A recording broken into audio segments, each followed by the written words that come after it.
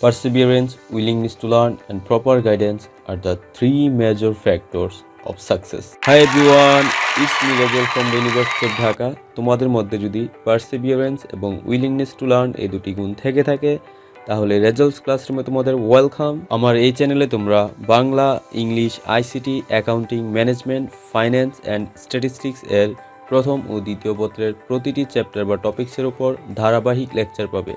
তোমাদের academic result কিভাবে ভালো করতে পারো সে সমস্ত গাইডলাইন্স পেতে আমার চ্যানেলটি এখনই সাবস্ক্রাইব করে নোটিফিকেশন বেল আইকনটি অন করে রাখো এবং আমার এই চ্যানেলটি তোমরা তোমাদের ফ্রেন্ডদের সাথে শেয়ার করো।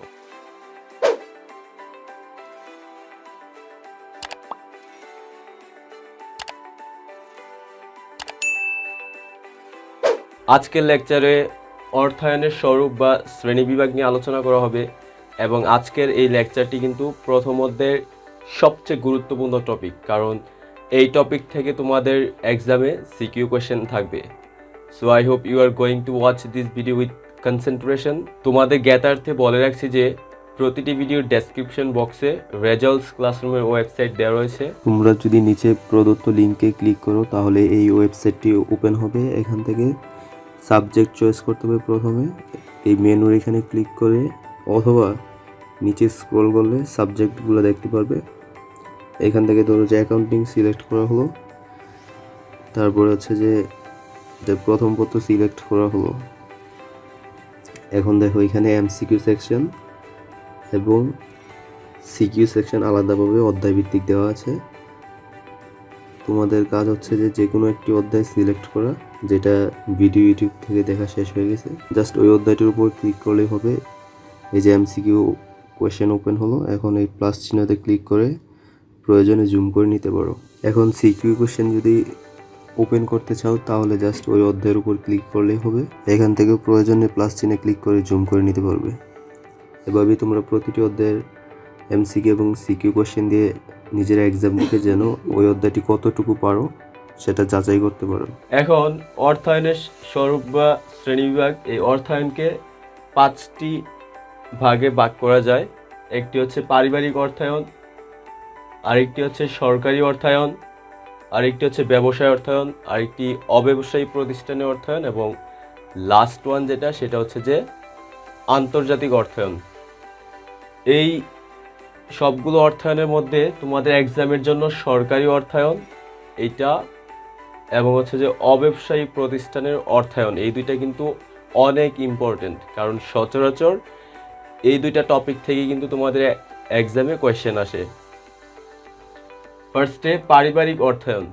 তাহলে আমরা জানি যে অর্থায়ন হচ্ছে যে তহবিল সংগ্রহ, সংরক্ষণ এবং এর সুষম বন্টনকে অর্থায়ন বলে।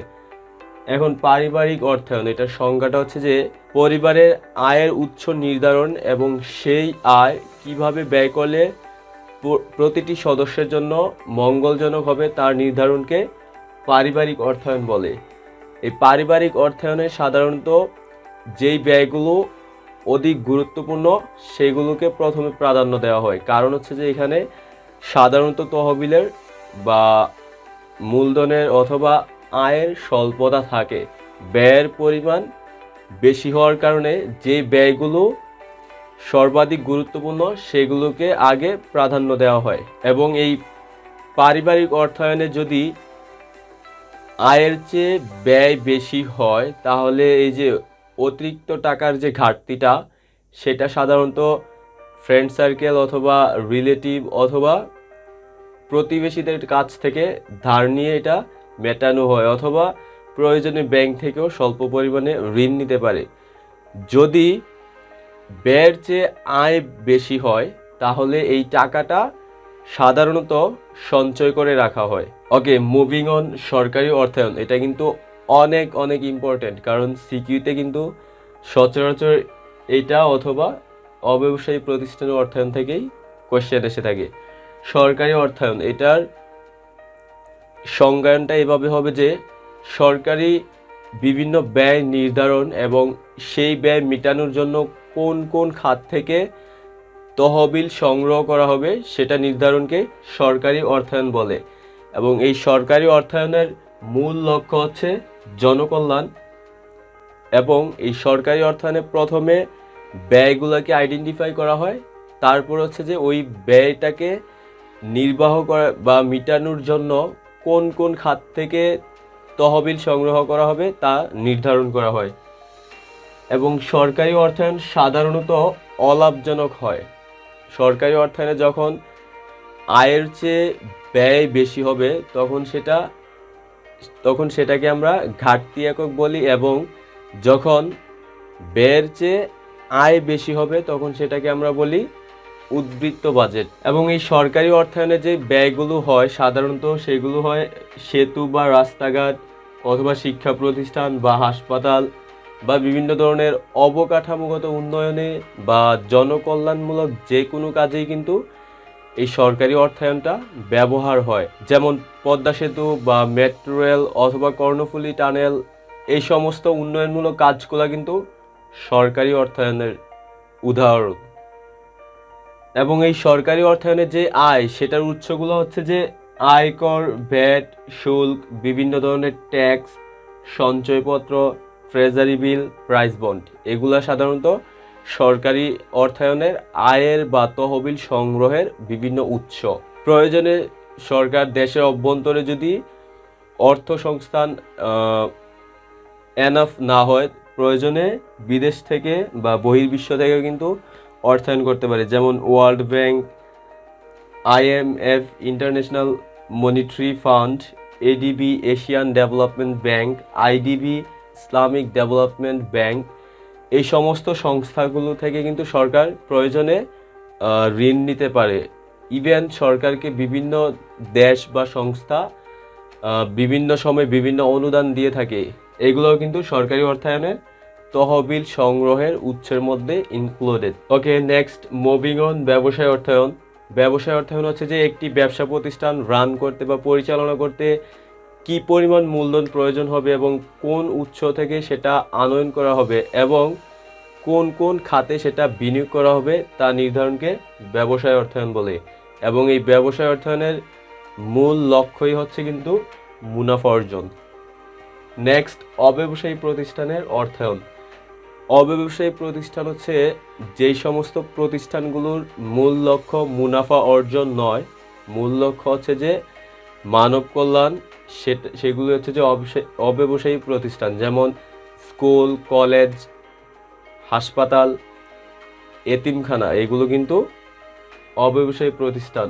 এবং এই অব্যবসায়ী প্রতিষ্ঠানের জন্য তহবিল সংগ্রহ এবং সেটা কোন কোন খাতে বিনিয়োগ করা হবে তা নির্ধারণকেই কিন্তু অব্যবসায়ী প্রতিষ্ঠানের অর্থায়ন বলে।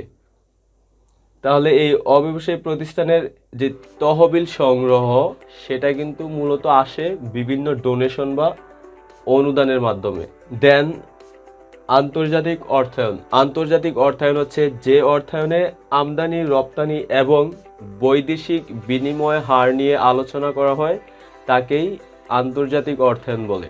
আমদানি মানে হচ্ছে যে বাহিরের কোনো কান্ট্রি থেকে কোনো প্রোডাক্ট কিনে দেশের অভ্যন্তরে নিয়ে আসা, এবং রপ্তানি মানে হচ্ছে যে দেশীয় প্রোডাক্ট বাহিরের কান্ট্রির কাছে বিক্রি করা। তোমরা জানো যে বাংলাদেশ হচ্ছে যে আমদানি নির্ভর কান্ট্রি, অর্থাৎ বাংলাদেশ রপ্তানির চেয়ে আমদানি করে বেশি। তাহলে এই যে প্রতি বছর কিন্তু একটা বিশাল অঙ্কের অ্যামাউন্ট এই যে বাণিজ্য ঘাটতি দেখা দেয়, অর্থাৎ আমদানি বেশি হওয়ায় রপ্তানি কম হওয়ায় এই যে একটা পার্থক্য বিশাল, এই পার্থক্যটাই হচ্ছে যে বাণিজ্যিক ঘাটতি। এবং এই বাণিজ্যিক ঘাটতিটা কিভাবে পূরণ করা হয় সেটাই কিন্তু মূলত এই আন্তর্জাতিক অর্থায়নে আলোচিত হয়। এবং এই বাণিজ্য ঘাটতিটা মূলত পূরণ হয় যারা বিদেশের রেমিটেন্স যোদ্ধা, তাদের দেশে পাঠানো রেমিটেন্স দ্বারাই কিন্তু এই বাণিজ্য ঘাটতিটা পূরণ করা হয়। তাহলে এতটুকুই হচ্ছে যে অর্থায়নের স্বরূপ বা শ্রেণীবিভাগ নিয়ে আলোচনা। এবং তোমাদের সিকিউতে যখন তোমরা অ্যান্সার করবা তখন এইখানে কি পয়েন্টগুলা তোমরা হচ্ছে যে আগে আইডেন্টিফাই করবে। যেমন যে এটা যদি সরকারি অর্থায়ন হয়ে থাকে তাহলে সিকিউতে অবশ্যই বলা থাকবে যে হয় জনকল্যাণ বলা থাকবে, অথবা এই যে এই সেতু, রাস্তাঘাট, শিক্ষা প্রতিষ্ঠান ইত্যাদি নির্মাণ, অথবা প্রথমে ব্যয় চিহ্নিত করে তারপর হচ্ছে যে আয়ের উৎস নির্ধারণ করা হয়, অথবা এগুলা তহবিল সংগ্রহের উৎস, আয়কর, ভ্যাট, শুল্ক, সঞ্চয়পত্র ইত্যাদি।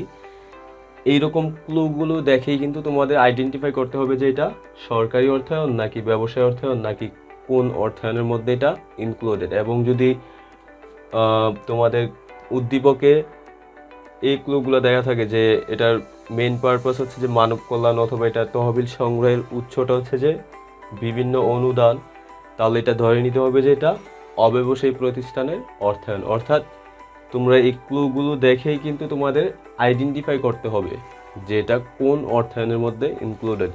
এবং নর্মালি তোমাদের এক্সামে কিন্তু সরকারি অর্থায়ন এবং অব্যবসায়ী প্রতিষ্ঠানের অর্থায়ন এই দুটা থেকে কিন্তু তোমাদের সিকিউ এসে থাকে। আই হোপ তোমরা এটা ভালোভাবে নোট ডাউন করে রাখবে এবং হচ্ছে যে মেমোরিতে সেভ করে রাখবে। সো গাইস, আজকে এতটুকু পর্যন্তই। ক্লাস সম্পর্কে তোমাদের যে কোনো অপিনিয়ন থাকলে let me know in the comment section. See you in the next class, and till that stay cool, by.